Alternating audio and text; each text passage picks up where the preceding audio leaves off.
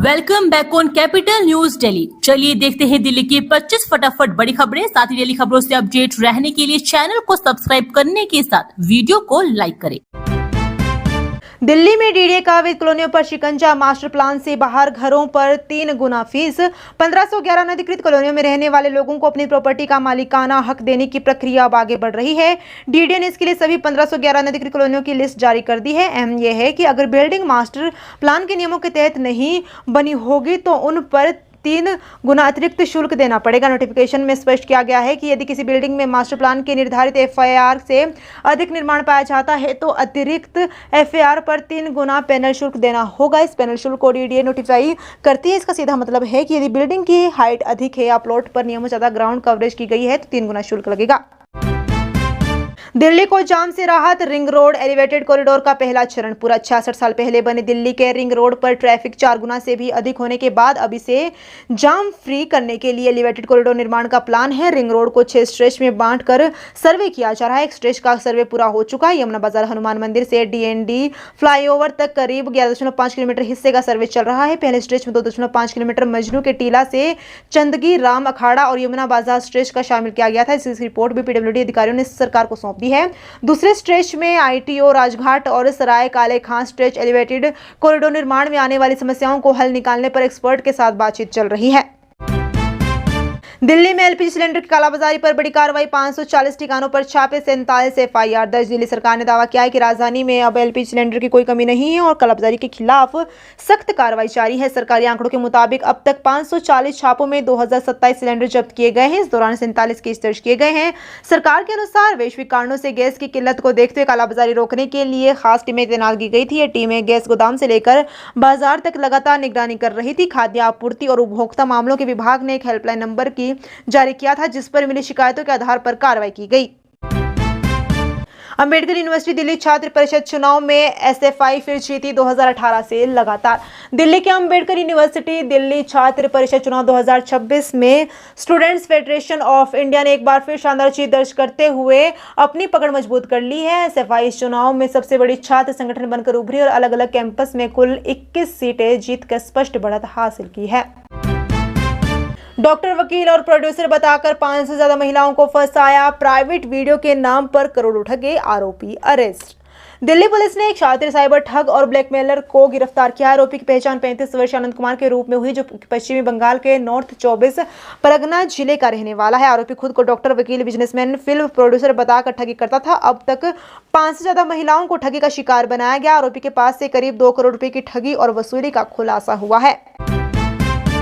दिल्ली में महापौर उप महापौर चुनाव की डेट आ गई सामने। आज जारी हो गई अधिसूचना। जानिए कब तक करने हैं नामांकन। दिल्ली नगर निगम में महापौर और उप महापौर के चुनाव 29 अप्रैल को कराए जाएंगे।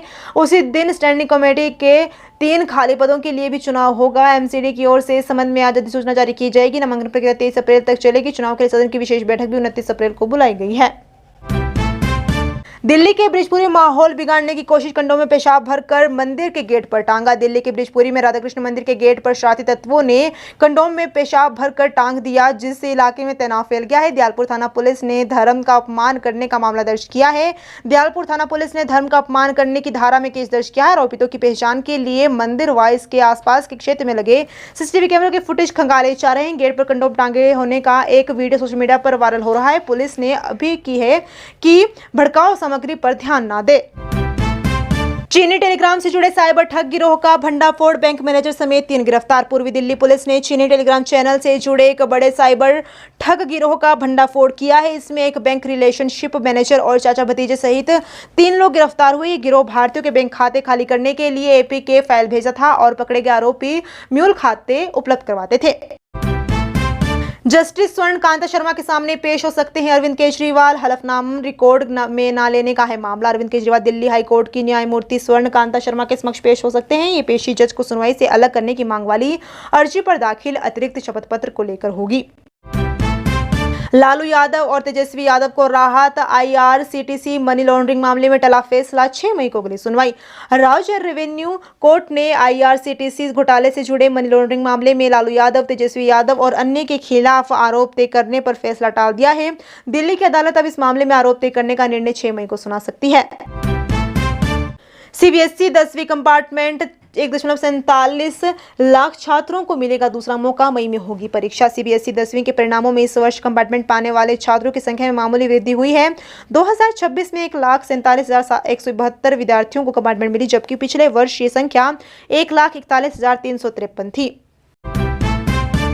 नोएडा एयरपोर्ट कार्गो से बढ़ेगा निर्यात। किसानों और उद्योगों को मिलेगा बड़ा फायदा। नोएडा इंटरनेशनल एयरपोर्ट पर विकसित मल्टी मॉडल कार्गो अब पश्चिमी उत्तर प्रदेश, हरियाणा और उत्तराखंड के किसानों व उद्योगों को निर्यात का लाभ देगा। मल्टी मॉडल कार्गो हब के विकास और संचालन एयर इंडिया SATS करेगी। एयरपोर्ट पर अत्याधुनिक सुविधाओं से लैस 30 एकड़ क्षेत्रफल में मल्टी मॉडल कार्गो अब विकसित किया गया है, जिससे पूरे उत्तर भारत में व्यापार को सुगम बनाने के साथ ही यहाँ के उत्पाद विदेशी बाजार तक आसानी से पहुंच सकेंगे। खोड़ा वालों के लिए जरूरी खबर। हाईटेक PSC शुरू। कैंसर जांच समेत कई सुविधाएं पाने की समस्याएं भी होगी दूर। कैबिनेट मंत्री सुनील शर्मा ने खोड़ा में प्राथमिक चिकित्सा केंद्र का लोकार्पण किया। यहां अब खून जांच और प्रसव सुविधा उपलब्ध है। जल्द ही हड्डी रोग विशेषज्ञ और कैंसर जांच भी शुरू होगी। ISI से जुड़ा अंतर्राष्ट्रीय हथियार तस्कर गिरफ्तार। लॉरेंस बिश्नोई और रोहित गोदारा का है करीबी। दिल्ली पुलिस क्राइम ब्रांच ने ISI के इशारे पर विदेशी हथियारों की तस्करी करने वाले शाहबाज अंसारी गिरोह के गुर्गे हर्षपाल सिंह उर्फ रूबल को गिरफ्तार किया है। वो गैंगस्टर लॉरेंस बिश्नोई रोहित गोदारा का करीबी। उसके पास एक पिस्टल और कारतूस बरामद हुए। दिल्ली का नर्क। 5 माह से पुलिस चौकी में भरा गंदा पानी। टाइफाइड मलेरिया की चपेट में परिवार किसी मौत का इंतजार कर रहा प्रशासन। दक्षिणी दिल्ली की जंगपुरा पुलिस चौकी में पिछले 5 महीनों से सीवेज लाइन ध्वस्त होने के कारण जलभराव की गंभीर समस्या है। दूषित पानी जमा होने से पुलिसकर्मियों के परिवार मलेरिया और टाइफाइड जैसी बीमारियों से पीड़ित हो रहे हैं। 10 करोड़ की लागत से नैनी झील बनेगी पर्यटन हब। MCD ने शुरू की टेंडर प्रक्रिया। मॉडल टाउन स्थित नैनी झील के सुधार और सुंदरीकरण की योजना एक बार फिर सामने आई है। परियोजना पिछले 5 से 10 सालों से राजनीतिक विवाद और प्रशासनिक बाधाओं और टेंडर समस्याओं के कारण लंबित थी। रिहायशी क्षेत्र के बीच बनी इस झील में दूर दराज से पर्यटक आते हैं। झील की गंदगी को साफ करने के साथ ही झील के चारों तरफ सुंदरीकरण होना है। साथ ही झील में पर्याप्त पानी रहे, इसके लिए जलमल शोधित संयंत्र का पानी भी पाइपलाइन के जरिए लाना था। बार बार सुनवाई टालने की मांग पर दिल्ली SC ने NGO पर लगाया 20,000 का जुर्माना। दिल्ली हाईकोर्ट ने प्रधानमंत्री मोदी पर बनी BBC डॉक्यूमेंट्री को लेकर दायर मानहानि मामले में सुनवाई टालने की मांग करने पर NGO जस्टिस ऑन ट्रायल पर 20,000 रुपये का जुर्माना लगाया है। न्यायमूर्ति मिनी पुष्करना की पीठ ने कहा कि दिसंबर 2025 में आखिरी मौका दिए जाने के बावजूद NGO ने एक बार फिर अपने अधिवक्ता के व्यस्त होने का हवाला देते हुए सुनवाई टालने की मांग की। NGT ने BBC के खिलाफ 10,000 करोड़ रुपए का मानहानि का मुकदमा दायर किया था। NGO ने कहा था कि डॉक्यूमेंट्री भारत की प्रतिष्ठा पर धब्बा लगाती है। मुख्यमंत्री रेखा गुप्ता हमला मामला। दिल्ली हाईकोर्ट ने ट्रायल रोकने से किया इनकार। दिल्ली हाईकोर्ट ने 2025 में मुख्यमंत्री रेखा गुप्ता पर हुए हमले के मामले में 2 आरोपियों राजेश भाई, खिमजी भाई और तहसीन रजा रफीउल्लाह शेख के खिलाफ चल रहे ट्रायल पर रोक लगाने से इनकार कर दिया है।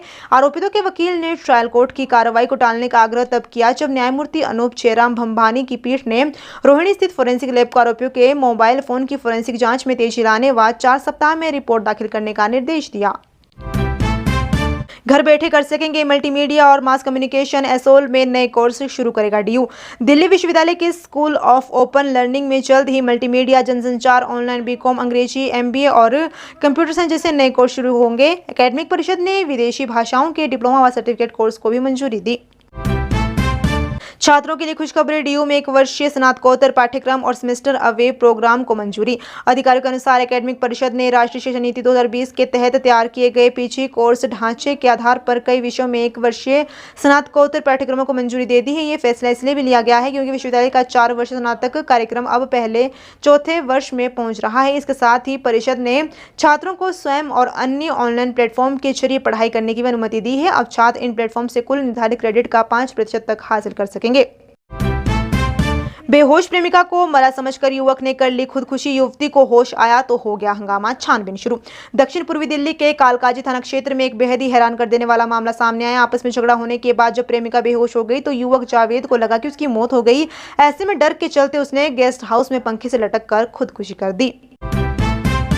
दिल्ली एयरपोर्ट पर अब भाषा की बाधा खत्म। हर यात्री को मिलेगी अपनी भाषा में जानकारी। दिल्ली एयरपोर्ट ने यात्रियों के सफर को और आसान बनाने के लिए डेल केयर्स अभियान के तहत योर टर्मिनल कंपेनियन नाम से एक खास वीडियो सीरीज शुरू की है। यह पहले यात्रियों को एयरपोर्ट की हर प्रक्रिया आसान भाषा में समझाएगी। कई बार एयरपोर्ट पर खासकर पहली बार यात्रा करने वाले लोग या अलग भाषा बोलने वाले चेक इन करने, सिक्योरिटी चेक या बैगेज कहाँ मिलेगा, ऐसी कई जानकारियों को लेकर उलझन में आ जाते हैं। इसी परेशानी को दूर करने के लिए पहले शुरू की गई है। वीडियो सीरीज में कुल 24 वीडियो हैं जो यात्रा के 3 अहम चंद हिस्सों डिपार्चर, ट्रांजिट और अराइवल को कवर करते हैं। दिल्ली में इंसानी शर्मसार बुजुर्ग महिला से मारपीट और दुष्कर्म, आरोपी गिरफ्तार। रंजीत नगर इलाके में एक युवक पहली बार 70 साल की बुजुर्ग महिला के घर पानी मांगने गया। वारदात वाले दिन वह दोबारा उनके घर गया और बुजुर्ग महिला को अकेला देख उनके साथ मारपीट और दुष्कर्म किया। हालांकि पुलिस ने 48 घंटे के अंदर कार्रवाई करते हुए आरोपी को पांडव नगर इलाके से गिरफ्तार कर लिया। उसकी पहचान बलजीत नगर निवासी 27 वर्षीय मुकेश के तौर पर हुई है। गिरफ्तारी के बाद आरोपी को अदालत में पेश किया गया, जहां से उसे न्यायिक हिरासत में भेज दिया गया है। 18 अप्रैल से हज के लिए शुरू होंगी फ्लाइट्स। दिल्ली एयरपोर्ट से 3226 लोग करेंगे यात्रा, किए गए खास इंतजाम। 18 अप्रैल से दिल्ली के इंदिरा गांधी इंटरनेशनल एयरपोर्ट से हज यात्राओं की शुरुआत होने जा रही है। इस एयरपोर्ट से सिर्फ दिल्ली ही नहीं बल्कि देश के अलग अलग राज्यों के हज यात्री भी अपनी पवित्र यात्रा के लिए रवाना होते हैं। इसी को ध्यान में रखते हुए दिल्ली प्रदेश हज कमेटी द्वारा यात्रियों की सुविधा के लिए खास इंतजाम किए जाते हैं, ताकि किसी भी हज यात्री को परेशानी का सामना न करना पड़े। यात्रियों को बेहतर सेवा देने के लिए कमेटी की ओर से अधिकारियों की ड्यूटी लगाई जाती है और बड़ी संख्या में स्वयं सेवकों की भी तैनाती की जाती है, जो हर कदम पर लोगों की मदद करते हैं। क्या है डिलिमिटेशन बिल? सरकार ने दिया 50% वाला फॉर्मूला, परिसीमन से क्या विपक्ष गणित गड़बड़ाएगा? लोकसभा और राज्य की विधानसभा में 33% महिला आरक्षण को लेकर विपक्ष की सबसे बड़ी आपत्ति डिलिमिटेशन बिल यानी परिसीमन विधेयक पर है। विपक्ष का आरोप है कि परिसीमन में सरकार के मनमाने तरीके से उत्तर प्रदेश, बिहार जैसे राज्यों की लोकसभा सीटों में बड़ा उछाल आएगा और दक्षिण भारतीय राज्यों को बड़ा नुकसान आएगा। हालांकि सरकार ने भरोसा दिया है कि लोकसभा में सभी राज्यों की सीटों की संख्या में 50% की बढ़ोतरी होगी। तमिलनाडु, केरल जैसे राज्यों को कोई नुकसान नहीं होगा। 2011 की जनगणना में राज्यों की आबादी का आधार पर बाध्यकारी नहीं होगा, इसलिए सीटों का अनुपात नहीं बदलेगा। मौसम पलटेगा, फिर आएगी बारिश। 10 राज्यों में बारिश का अलर्ट। दिल्ली एनसीआर में पसीने छुड़ाएगी गर्मी। देश में पिछले कुछ दिनों में भयंकर गर्मी ने लोगों के पसीने छुड़ा दिए हैं। दिल्ली एनसीआर में पारा 38 से 40 डिग्री को छूने लगा है, लेकिन देश के कुछ इलाकों में मौसम फिर बदलने वाला है। कश्मीर, हिमाचल से लेकर पंजाब, हरियाणा तक बदल जाने बारिश आने का अनुमान जारी किया गया है। जम्मू कश्मीर से लद्दाख तक हल्की से मध्यम बारिश, बर्फबारी, गरज चमक साथ बिजली गिरने और तेज हवाएं चलने की संभावना है। जम्मू कश्मीर, लद्दाख, हिमाचल प्रदेश में ओले गिरने की चेतावनी है। पंजाब, हरियाणा के कुछ इलाकों में भी बारिश होने की संभावना है। लगातार धमकियों के बीच सख्त कदम। दिल्ली विधानसभा अध्यक्ष विजेंद्र गुप्ता को मिली Z कैटेगरी सुरक्षा। राजधानी में लोकतांत्रिक संस्थाओं की सुरक्षा को लेकर गंभीर चिंताओं के बीच दिल्ली विधानसभा अध्यक्ष विजेंद्र गुप्ता की सुरक्षा को बढ़ाकर Z कैटेगरी कर दी गई है। यह फैसला विधानसभा सचिवालय को लगातार मिल रही बम धमकियों व हाल ही में हुए एक बड़े सुरक्षा उल्लंघन के बाद लिया गया है।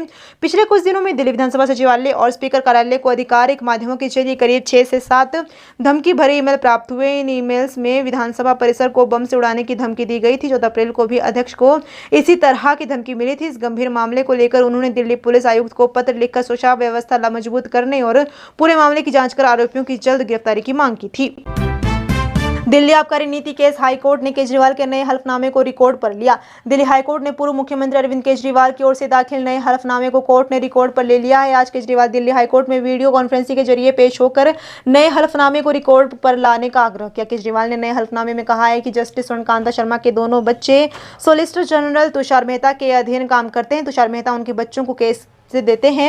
उनके हलफनामे में कहा गया है कि सीबीआई की तरफ से तुषार मेहता की वकील है। ऐसे में जस्टिस स्वर्णकांता शर्मा तुषार मेहता के खिलाफ कैसे आदेश देंगी? इससे पहले 13 अप्रैल को अरविंद केजरीवाल ने खुद दलीलें रखते हुए जस्टिस स्वर्णकांता शर्मा की बेंच पर सवाल उठाते सुनवाई से हटने की मांग की थी। सैटेलाइट इमेज और एआई मिलकर करेंगे गाजियाबाद के गांव की सफाई, शुरू होगी डिजिटल निगरानी। ग्रामीण क्षेत्रों में अनियंत्रित तरीके से कूड़ा फेंकने की समस्या का प्रशासन अब टेक्नोलॉजी के माध्यम से समाधान निकालेगा।